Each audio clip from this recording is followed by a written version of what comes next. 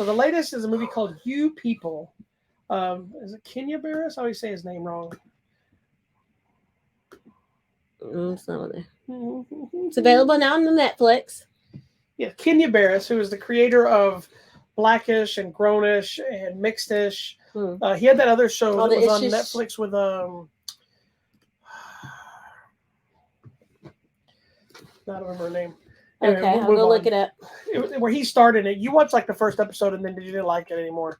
Where he was playing himself and he was married to the chick that was Quincy Jones' daughter. Oh, yeah, I didn't like that. It ended up being a great show, but you didn't really care for it. It was like a fictional version of his life. He was playing himself. He wrote and directed the movie, and Jonah Hill co-wrote the movie with him. You may not realize this, but this movie is kind of an unofficial remake of Guess Who's Coming to Dinner. I was going to say, this is very much in the vein of Guess Who's Coming and Guess Who's Coming to Dinner. It's kind of an unofficial remake of it. Okay, because it felt very much like the same. Yeah, and so it's Jonah Hill and Eddie Murphy and Nia Long, David Duchovny. Was it Julia Louis-Dreyfus? Julia Louis-Dreyfus? Yeah. There's somebody. I don't know. Jonah Sam Hill Jay was his best friend. Yeah. She's funny. Travis Bennett, and then Rhea Perlman's in there. Deanna Cole's in there. Mike Epps is in there.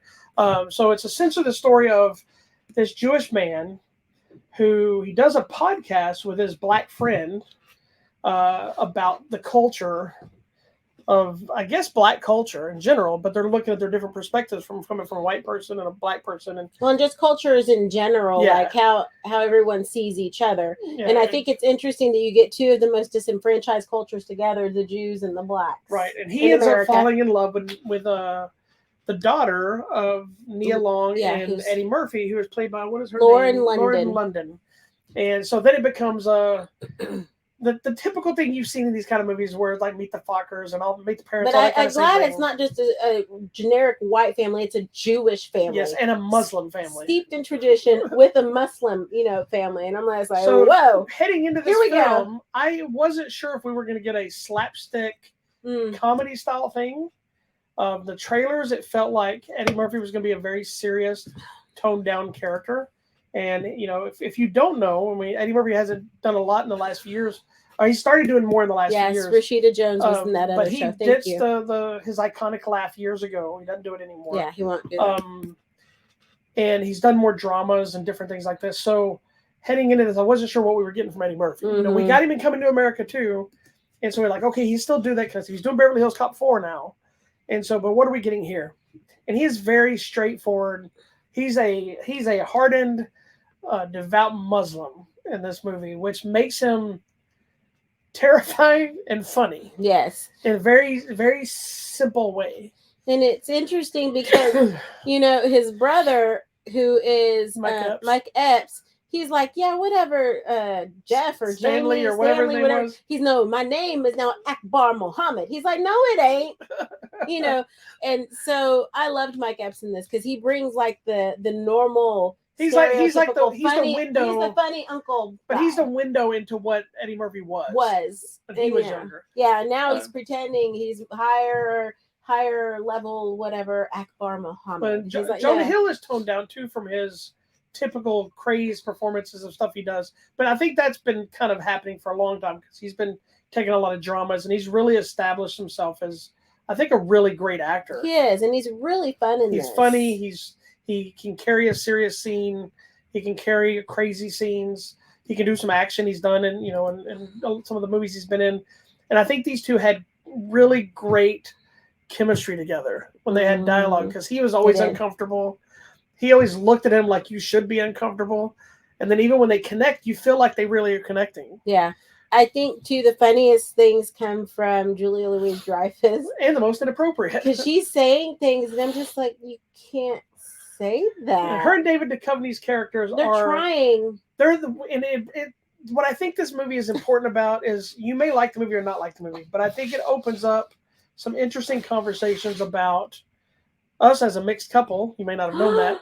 I'm white and she's brown. What? Which basically means you have a manager and a laborer. No. No. Means you have good food and culture. And you've got bland and ketchup. I'm pretty sure you had chicken fried steak the other day.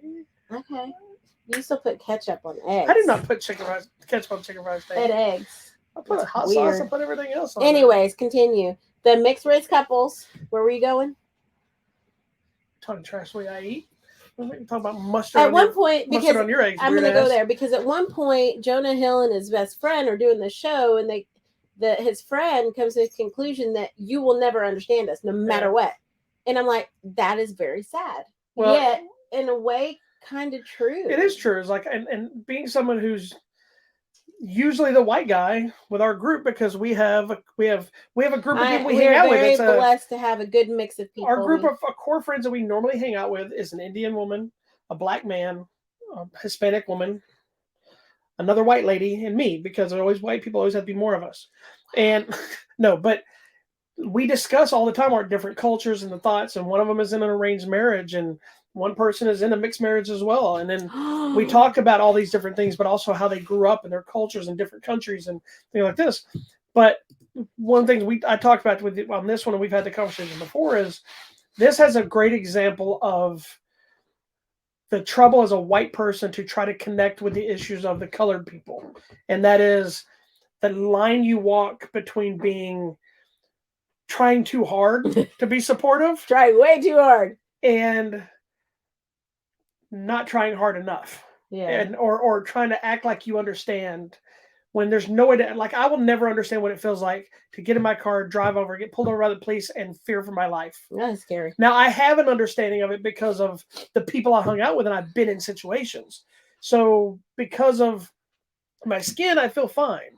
But because of my tattoos and the earrings and the things in the past, I now have that back of my mind concern when it wasn't okay that everybody had tattoos and earrings and, but I would still never understand how you may feel as a woman of color and a woman, and you go out being afraid. Yeah. I don't have that concern. I don't understand how my friend who's black feels when he has to go out, or when his kids leave his house, or scary. But it's that this has a lot of those dialogues of her and Duchovny.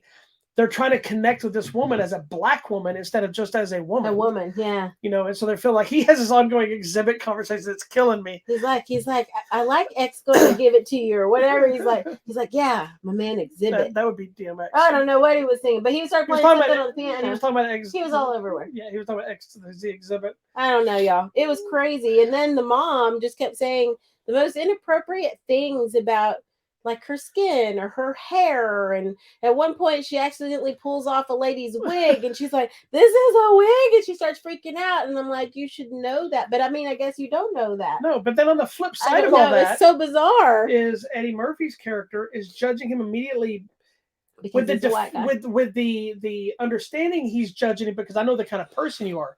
The reality is he's judging him because he's a white person. Yeah. And then he's starting to try and find things wrong with him because he's white without ever saying that he's white.